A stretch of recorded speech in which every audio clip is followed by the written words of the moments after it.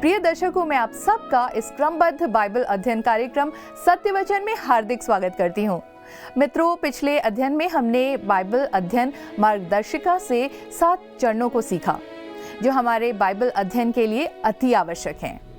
ये ऐसे हैं जैसे घर बनाने से पहले नक्शा, क्योंकि इसके बिना हम घर बना ही नहीं सकते। अब नक्शा बनाने के बाद हम आते हैं बाइबल की पहली पुस्तक, उत्पत्ति की पुस्तक, और हम इस पुस्तक के परिचय से अपने अध्ययन को आरंभ करने जा रहे हैं और इस पुस्तक की विशेषताओं को भी समझेंगे। इसलिए मैं आप सबसे निवेदन करती हूँ कि आप इस अध्ययन को मिस न करें और दूसरों को भी वचन सीखने के लिए प्रोत्साहित करें। तो आइए हम परमेश्वर के दास के द्वारा उत्पत्ति की पुस्तक के परिचय देखें।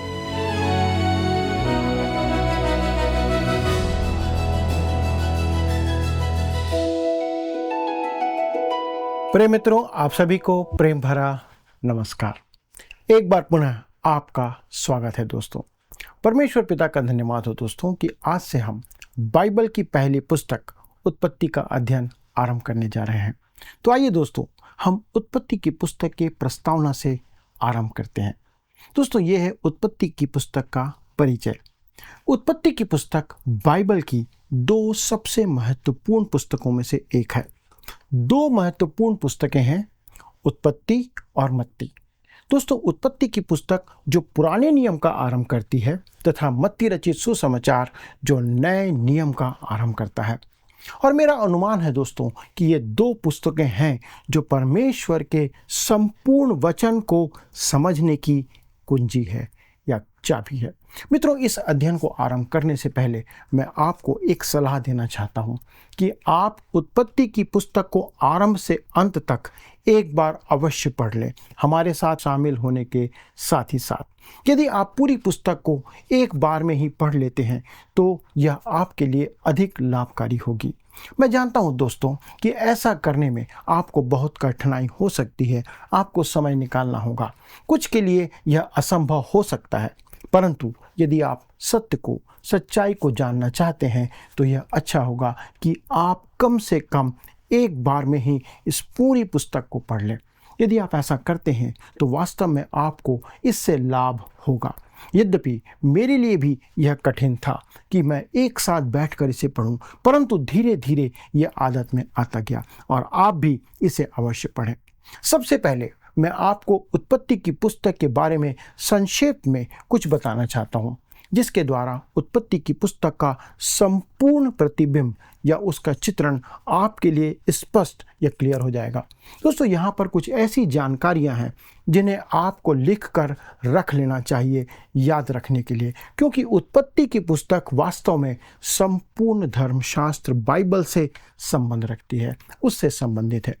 वास्तविकता तो यह है दोस्तों कि उत्पत्ति की पुस्तक हमें बहुत सी बातों की जानकारी पहली बार देती है, अर्थात बताती है कि वह सबसे पहले कैसे आरंभ हुआ, जैसे सृष्टि की रचना, पुरुष की रचना, स्त्री की रचना, पाप का आरंभ, सब्त का दिन, विवाह, परिवार, परिश्रम या मेहनत, सभ्यता, संस्कृतियां, हत्या, बलिदान, जातियां, भाषाएं, छुटकारा और नगर या शहर की स्थापना। ये सारी बातें सबसे पहले हमें उत्पत्ति की पुस्तक में ही मिलती हैं और इन सब बातों के बारे में उत्पत्ति की पुस्तक हमें गहराई से जानकारी देती है। इसके साथ ही साथ दोस्तों, आपको उत्पत्ति की पुस्तक में कुछ वाक्यांश या मुहावरे बार बार पढ़ने को मिलेंगे, जैसे ये वंशावली है। ये बात आपको बार बार पढ़ने को मिलेगी। यह एक बहुत ही महत्वपूर्ण अभिव्यक्ति है जिसका उपयोग बार बार इस पुस्तक में किया गया है, क्योंकि उत्पत्ति की पुस्तक हमें ऐतिहासिक परिवारों की जानकारी देती है। यह हमारे लिए आवश्यक इसलिए है क्योंकि हम भी मानव परिवारों का हिस्सा हैं, जिसका आरंभ यहाँ पर उत्पत्ति की पुस्तक में होता है। दोस्तों, इस पुस्तक में बहुत से रोचक चरित्रों का वर्णन मिलता है जो सर्वप्रथम इसी पुस्तक में चित्रित किए गए हैं। किसी ने उत्पत्ति की पुस्तक को कहा है आत्मकथा की पुस्तक है। दोस्तों, उन चरित्रों में अब्राहम, इसहाक, याकूब, यूसुफ, फिरौन राजा और यूसुफ को मिलाकर याकूब के 11 पुत्रों का भी वर्णन मिलता है। दोस्तों, आप देखेंगे कि परमेश्वर निरंतर अब्राहम, इसहाक, याकूब, यूसुफ को आशीष देता पाया जाता है। इनके अलावा दोस्तों वे लोग भी यहाँ पर पाए जाते हैं जो इनके साथ संबंध रखते थे और इनसे संबंधित थे, जैसे लूत, अबीमेलेक, पोतीपर, वहाँ पर पकाने वाला व्यक्ति, फिरौन राजा आदि। ये सब भी परमेश्वर के द्वारा इन लोगों के कारण से आशीषित हुए। दोस्तों इस पुस्तक में आपको परमेश्वर की वाचा का वर्णन भी मिलता है। आप देखेंगे कि परमेश्वर अपनी वाचा यहाँ पर पहली बार देता है और हम यह भी देखते हैं कि परमेश्वर समय समय पर हमारे पूर्वजों पर अपने आप को किस प्रकार से प्रकट करते आया है। उनमें दोस्तों मुख्य रूप से अब्राहम है, जिस पर परमेश्वर ने स्वयं को प्रकट किया। परमेश्वर की वेदी इस पुस्तक में मुख्य रूप से दर्शाई गई है। दोस्तों परमेश्वर ने इसमें इस बात को प्रकट किया है। परिवार में एक दूसरे के प्रति ईर्ष्या भी इस पुस्तक में पाई जाती है, जो बताई गई है कि किस प्रकार से लोगों के बीच में, परिवार के बीच में एक दूसरे के प्रति ईर्ष्या होती है। मिस्र देश का वर्णन यहाँ पर सबसे पहले इसी पुस्तक में हमें देखने को मिलता है और किसी दूसरी पुस्तक में नहीं मिलता। दोस्तों पाप के विरुद्ध परमेश्वर का न्याय और परमेश्वर का दंड भी इस पुस्तक में दिखाया गया है, दर्शाया गया है, तथा परमेश्वर की दूरगामी योजना कि परमेश्वर क्या करना चाहता है, इस बात को भी उत्पत्ति की पुस्तक हमें स्पष्ट तौर पर दिखाती है और बताती है। दोस्तों जब आप इस पुस्तक का अध्ययन करें तो इस बात को भी ध्यान रखें जो किसी परमेश्वर के दास के द्वारा से कहा गया था। वो कहते हैं संपूर्ण पुस्तक के चित्र को आप अपने मस्तिष्क में बैठा लें, फिर अलग अलग भागों में उसे आप पूरा करें या उसका अध्ययन करें। दूसरे शब्दों में वे कहना चाहते हैं पूरी पुस्तक का पूरा चित्रण आप समझ लें। दोस्तों बाइबल अध्ययन की दो मुख्य विधियां हमें यहाँ पर बताई गई हैं। पहली है दूरबीन या दूरदर्शी पद्धति और दूसरी है सूक्ष्मदर्शी या माइक्रोस्कोपिक पद्धति। मित्रों इसका तात्पर्य यह है कि पहले आप सरसरी दृष्टि से पुस्तक को एक बार पढ़ लें, अर्थात आप बिना समझे उसको पढ़ते चले जाएं। तत्पश्चात उसके बाद आप ध्यानपूर्वक उसका अध्ययन आरंभ करें, अर्थात एक एक पद और एक एक वचन का सूक्ष्मता से आप अध्ययन करें ताकि आप उसे समझने पाएं। ये है बाइबल अध्ययन का तरीका जो यहाँ पर हमें लागू करने की आवश्यकता है। दोस्तों मैं याद करता हूँ इंग्लैंड के रहने वाले अपने समय के एक प्रमुख प्रचारकों में से एक रॉबिन्सन थे, जिन्होंने एक परमेश्वर के दूसरे सेवक के जीवन पर कुछ लिखा था, जिससे मैं आज स्थायी रूप से परमेश्वर के भक्तों के मस्तिष्क में, आपके मस्तिष्क में और हृदय में लिखना चाहता हूँ। ये कहते हैं हम पुस्तकों की दुनिया में रहते हैं और प्रेस नई पुस्तकों को छापकर हमारे सामने उंडेल देता है और हम हमेशा पुस्तकें, पाठ्य पुस्तक, हमारे कोर्स की पुस्तकें, लेख, भक्तिपूर्ण पुस्तकें, आलोचना की पुस्तकें और बाइबल से संबंधित पुस्तकें, सुसमाचार से संबंधित पुस्तकें, सभी प्रकार की पुस्तकें हम उत्सुकता से पढ़कर समाप्त कर देते हैं। परंतु हम कितना समय और परिश्रम सुसमाचार के लिए विचार या ध्यान करने पर देते हैं? दोस्तों ये प्रश्न है। हम लगातार इस बात के प्रयास में रहते हैं कि सच्चाई के किसी नई बात को पढ़कर हम जल्दी अच्छाई प्राप्त कर सकें, जिसे ग्रहण करना हमारे लिए अपेक्षाकृत आसान हो जाता है। कहने का मतलब यह है कि हम पढ़कर आसानी से उन बातों को ग्रहण कर सकते हैं। क्यों? क्योंकि यह हमें एक दृष्टिकोण से प्रस्तुत किया जाता है जिससे हमारी शिक्षा ने हमें परिचित कराया है। लेकिन दोस्तों जो अच्छाई हम आसानी से प्राप्त कर लेते हैं यह वह नहीं होती जो हमारे व्यक्तित्व में गहराई से प्रवेश करती है और हमारी स्थायी संपत्ति बन जाती है। दोस्तों हमें यह समझना चाहिए कि जीत कर प्राप्त करे बिना हमें कुछ भी नहीं मिलता है, हमें परिश्रम करके उसे प्राप्त करना होता है। परमेश्वर के अनुग्रह के खजाने को जी जान से खोजना चाहिए, जो उस व्यक्ति की विशेषता है जो अच्छे मोतियों की खोज में था। कहने का मतलब यह है कि यदि आप अच्छे मोती की खोज में आज हैं तो आप परमेश्वर के वचन को जानने, समझने और उसे आत्मसात करने के लिए आप उसमें मेहनत करेंगे, समय देंगे, परिश्रम करेंगे। मित्रों ये कथन मुझे सही लगता है क्योंकि मेरा मानना है कि परमेश्वर का वचन बाइबल हमारे हृदय से स्वयं बातें करता है, जैसा कोई अन्य पुस्तक कभी नहीं कर सकती, चाहे हम कितनी भी पुस्तकें पढ़ लें। यही कारण है कि हम इस समय इस प्रसारण में परमेश्वर के वचन बाइबल के क्रमबद्ध अध्ययन पर समय व्यतीत कर रहे हैं कि आप और हम, मैं, हमारे लोग सब परमेश्वर के वचन में आगे बढ़ते चले जाएं। अब आते हैं दोस्तों अगले विषय पर, उत्पत्ति की पुस्तक का मुख्य विभाजन। दोस्तों, यदि आप उत्पत्ति की पुस्तक को 2 भागों में विभाजित करना चाहते हैं तो आप कहां से करेंगे? उत्पत्ति की पुस्तक को मुख्य रूप से आप 2 भागों में या 2 खंडों में बांट सकते हैं। पहला खंड या पहला भाग है अध्याय 1 से अध्याय 11 तक, और दूसरा खंड या दूसरा भाग है अध्याय 12 से लेकर पुस्तक के अंतिम भाग तक या अंतिम अध्याय तक। और दोस्तों, ये दोनों खंड एक दूसरों से अनेक बातों में अलग या भिन्न हैं। पहले भाग में सृष्टि से आरंभ होकर अब्राहम तक का वर्णन हमें पढ़ने को मिलता है, परंतु दूसरे खंड में अब्राहम से लेकर हमें यूसुफ तक का वर्णन पढ़ने को मिलता है। प्रथम खंड बहुत ही महत्वपूर्ण विषयों का वर्णन करता है, जिनमें आज भी विश्व के बड़े बड़े विद्वान और पढ़े लिखे लोग अपनी माथे को ठोक रहे हैं, मस्तिष्क को लगा करके उलझे हुए हैं। वे आज भी इन विषयों पर विचार करते हुए पाए जाते हैं, जैसे सृष्टि की रचना कैसे हुई, लोग खोज रहे हैं। मनुष्य का पाप में गिरना, लोग इस पर विचार आज भी कर रहे हैं। जल प्रलय क्या हुआ था या नहीं हुआ था, उस पर विचार कर रहे हैं। बेबीलोन का गुम्मट क्यों बनाया गया, कैसे बनाया गया।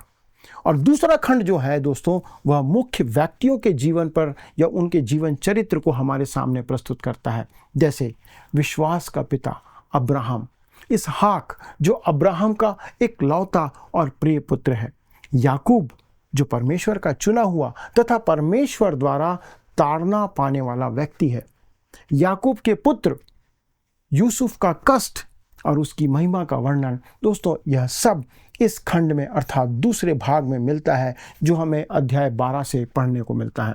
दोस्तों, यद्यपि यह एक प्रमुख विभाजन है, लेकिन इसके अलावा समय अथवा काल के आधार पर भी आप अन्य विभाजन कर सकते हैं। अर्थात ये पहले 11 अध्याय 2000 वर्षों की अवधि के समय काल की घटना को प्रकट करते हैं। वास्तव में दोस्तों, यह अवधि 2000 वर्ष से कहीं अधिक समय की है। मेरे विचार में यह कहना उचित होगा कि वह भाग कई हजार 100 साल पहले था और उसे पूरा करता है। दोस्तों, थोड़ा और गहराई से यदि विचार करें तो यह समय अवधि आपकी कल्पना, आपकी सोच के आधार पर कोई भी समय को आप मान सकते हैं और उस अवधि को पूरा कर सकता है जो बीत चुका है। कहने का मतलब ये है दोस्तों, हम नहीं जानते कि ये आरंभ कब से हुआ, कितने वर्षों का था, पर कम से कम पहले 11 अध्याय जो हैं वो 2000 सालों के समय को पूरा करते हैं। परंतु उत्पत्ति की पुस्तक का जो दूसरा भाग है अर्थात अध्याय 12 से अध्याय 50 तक, उसमें करीब 39 अध्याय हैं और ये 39 अध्याय मात्र 350 वर्षों का अंतराल का समय जो है उसको पूरा करता है। अर्थात 12 से 50 अध्याय तक मात्र 350 वर्षों का जो इतिहास है वो प्रकट किया गया है। दूसरे प्रकार से यदि आप इसे देखते हैं तो उत्पत्ति की पुस्तक के 12वें अध्याय से आरंभ करके पुराने नियम से नए नियम तक केवल 2000 वर्ष का समय ही पूरा होता है। कहने का मतलब यह है 12वें अध्याय से नए नियम का जो समय है ये करीब 2000 वर्ष का समय होता है। दोस्तों, इस प्रकार से यदि हम समय की अवधि के आधार पर गणना करते हैं, कैलकुलेशन करते हैं, काउंटिंग करते हैं, तो उत्पत्ति की पुस्तक के प्रथम 11 अध्याय में आप पूरी बाइबल का आधा भाग समाप्त कर सकते हैं। कहने का मतलब यह है कि उत्पत्ति 1 अध्याय से 11 अध्याय 2000 वर्षों का समय और 12 अध्याय से लेकर के आप पूरे नए नियम के आरंभ तक जब देखते हैं तो वो भी 2000 वर्षों का समय होता है। दोस्तों, इसके आधार पर हमें अपने मन और हृदय में यह बात बैठा लेनी चाहिए कि परमेश्वर द्वारा इस भाग को हमें देने के पीछे उसकी कोई विशेष योजना है। परमेश्वर हमें कुछ सिखाना चाहता, बताना चाहता, समझाना चाहता है। आपको क्या लगता है दोस्तों कि परमेश्वर इस प्रथम भाग को अधिक महत्व दे रहा है या दूसरे और अंतिम भाग को अधिक महत्व दे रहा है? कहने का मतलब यह है कि क्या पहले 11 अध्याय महत्वपूर्ण हैं वचन के अनुसार, या उसके बाद के जो पूरे अध्याय हैं? क्या यह प्रमाणित नहीं होता है कि अधिक महत्व वह अंतिम भाग को दे रहा है, अर्थात जो बाइबल लिखी गई है उसके अंतिम भाग में ज़्यादा महत्व है? हम देख सकते हैं दोस्तों कि प्रथम भाग या खंड विशेष तौर पर ब्रह्मांड या सृष्टि की रचना के संबंधित विषयों पर हमें जानकारी देता है, परंतु उत्पत्ति की पुस्तक का जो अंतिम खंड या भाग है वह राष्ट्र और प्रभु यीशु मसीह से संबंधित जानकारी हमें देता है। और यहाँ पर हमारा यह कहना कोई भूल नहीं होगी कि परमेश्वर संपूर्ण सृष्टि की अपेक्षा अब्राहम में और उसके वंशों में ज़्यादा रुचि रखता है। मेरे प्रिय मित्रों, परमेश्वर आप में भी बहुत अधिक रुचि रखता है, क्योंकि वह आपसे प्रेम करता है और संपूर्ण सृष्टि से अधिक वह आपको महत्व देता है, आपके जीवन को महत्व देता है। अर्थात परमेश्वर की सृष्टि में दोस्तों आप महत्वपूर्ण हैं। सृष्टि की बहुमूल्य चीज़ों और सुंदर वस्तुओं से भी आप अधिक बहुमूल्य हैं, मूल्यवान हैं। दोस्तों, जब हम इस प्रकार से अध्ययन कर रहे हैं तो यहाँ पर मैं कुछ और बात बाइबल के संदर्भ में आपको समझाना चाहता हूँ। यदि आप बारीकी से बाइबल को देखें और उसका अध्ययन करें तो आप पाएंगे कि नए नियम में 4 सुसमाचार हैं और इन 4 सुसमाचारों में 89 या 89 अध्याय हैं। इन 89 अध्यायों में से मात्र 4 अध्यायों के अंदर प्रभु यीशु मसीह के प्रथम 30 वर्षों का जीवन काल का उल्लेख किया गया है। उसके साथ ही साथ जो बचे हुए 85 या 85 अध्याय हैं उसमें प्रभु यीशु मसीह के अंतिम 3 सालों का उल्लेख किया गया है या उसकी घटना पढ़ने को मिलती है। परंतु एक विशेष बात यहाँ पर देखिएगा कि जो 27 अध्याय हैं उन 85 अध्यायों के अंतर्गत 27 अध्यायों में प्रभु यीशु मसीह के जीवन के अंतिम 8 दिनों की घटना का उल्लेख इन 27 अध्यायों में किया गया है। कहने का मतलब यह है कि महत्वपूर्ण जो है उसे ज़्यादा समय या ज़्यादा स्थान परमेश्वर के वचन में दिया गया है। दोस्तों, इससे हम ये जानते हैं या हमें संकेत मिलता है कि परमेश्वर का आत्मा किस बात पर बल दे रहा है, कौन सी बात आपके और मेरे लिए महत्वपूर्ण है। मुझे यकीन है दोस्तों कि आप इस बात से सहमत होंगे कि प्रमुखता आखिरी भाग पर दी गई है या उसे दी गई है। ये 27 अध्यायों में शामिल अंतिम 8 दिनों पर जो प्रभु यीशु मसीह ने किया उसके अंतिम 8 दिन का उल्लेख इस 27 अध्याय में मिलता है। पर दोस्तों, ये सारी बातें किस विषय पर हैं? यह प्रभु यीशु मसीह के मृत्यु, उसके गाड़े जाने, उसके पुनरुत्थान के बारे में है, उसके दोबारा से आने के बारे में है। दोस्तों, यही सुसमाचार के लेख का महत्वपूर्ण हिस्सा है। दूसरे शब्दों में हम कह सकते हैं परमेश्वर ने सुसमाचार हमें इसलिए दिया कि आप और मैं विश्वास कर सकें कि मसीह यीशु हमारे पापों के लिए मारा गया, हमें धर्मी ठहराने के लिए वह फिर से जी उठा, और यही अवश्य है और सबसे महत्वपूर्ण सच्चाई है। दोस्तों, बाइबल के प्रथम 11 अध्याय मात्र बाइबल के प्रस्तावना के समान है तथा हमें उस भाग को उसी दृष्टिकोण से देखना चाहिए।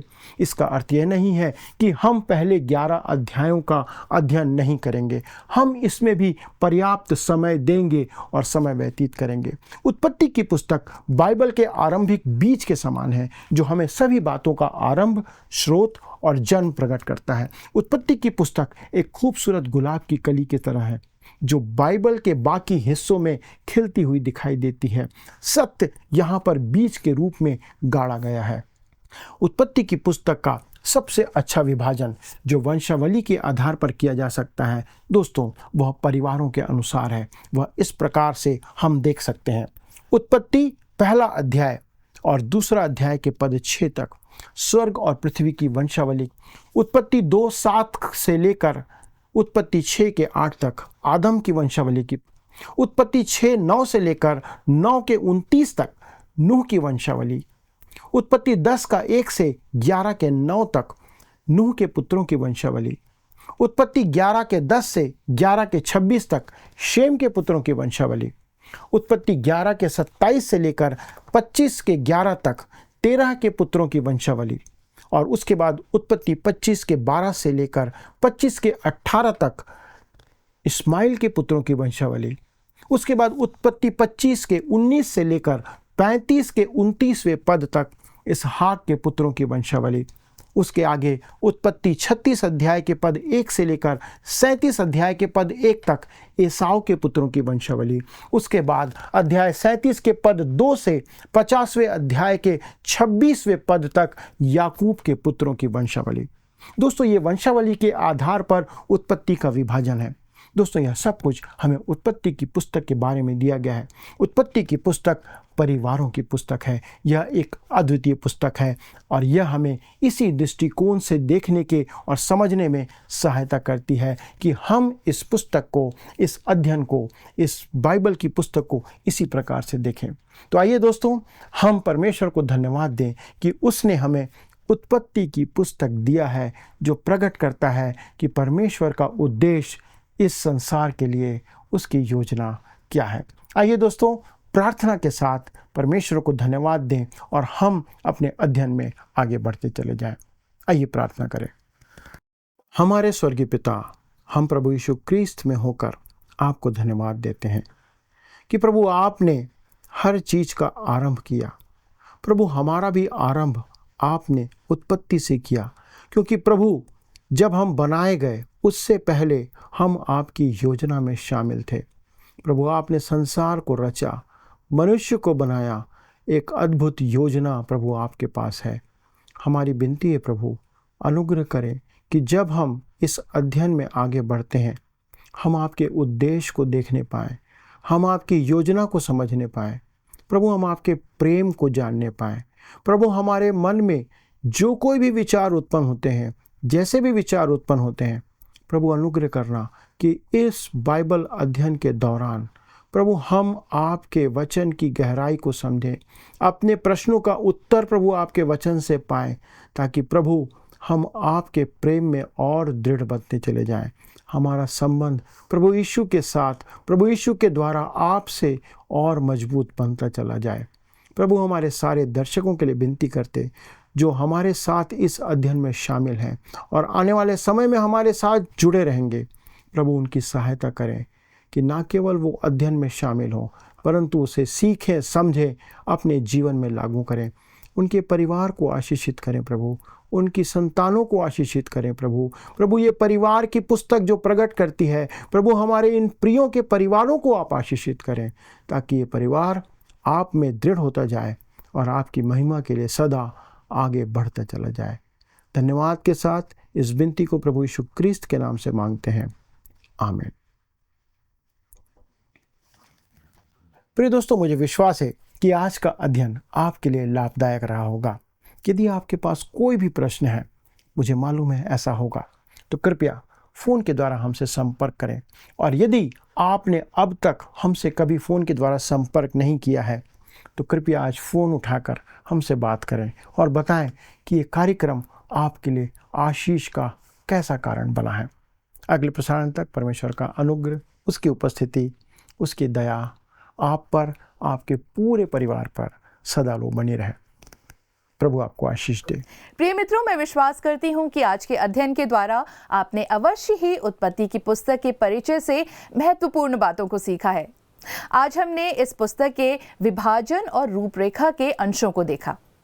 मित्रों, हमने ये भी देखा कि उत्पत्ति की पुस्तक ही है जो हमें सृष्टि की रचना, पुरुष, स्त्री, पाप, शब्द का दिन, विवाह, परिवार, परिश्रम, सभ्यता, संस्कृति, हत्या, बलिदान, जातियां, भाषाएं, छुटकारा और नगर या शहर, इन सब बातों के बारे में जानकारी देती है जो हमारे जीवन के लिए अत्यंत ज़रूरी है। आशा है कि आप अवश्य ही अपने मित्रों को इस अध्ययन की जानकारी देंगे ताकि हम इसे गहराई से सीख सकें। आइए अब हम प्रश्नों को देखें। पिछले प्रश्न का उत्तर है बी, उसके योग्य जीवन जीना। सुसमाचार जो सुरक्षित रखने का सबसे उत्तम तरीका है, उसके योग्य जीवन जीना। आज के अध्ययन पर आधारित प्रश्न है, मिस्र देश का वर्णन सबसे पहले किस पुस्तक में मिलता है? ए, निर्गमन, बी, गिनती, सी उत्पत्ति या डी न्यायों?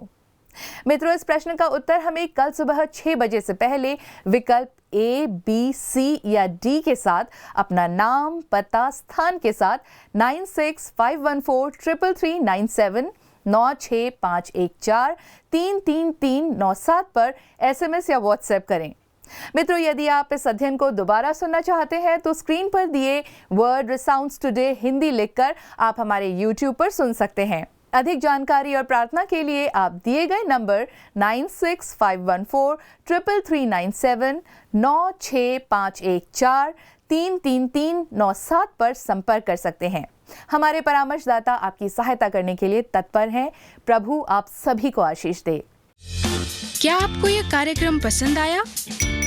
अभी हमें एक मिस कॉल करें और आप अगले विजेता हो सकते हैं।